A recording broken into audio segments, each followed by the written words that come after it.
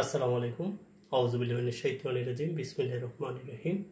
এখন আমরা জানার চেষ্টা করব বিষয়ভিত্তিক ছাড়াও অন্যান্য বিষয়ের যে জনক, সেই বিষয় এবং জনকগুলো হলো বাংলা মুক্ত ছন্দের জনক হচ্ছে বিদ্রোহী কবি কাজী নজরুল ইসলাম।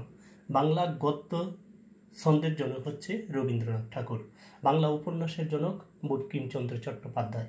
সনেটের জনক পেত্রাক, এটা বিশ্ব সনেটের জনক।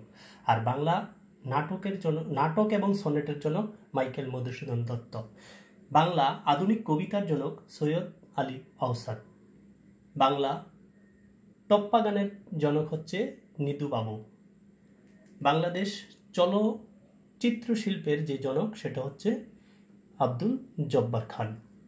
উপমহাদেশের সুর সঙ্গীত ওস্তাদ আলাউদ্দিন খান। ইংরেজি কবিতার জনক হচ্ছে জিওফ্রে চসার। আধুনিক ইংরেজি সাহিত্যের জনক জন ডাইসেন।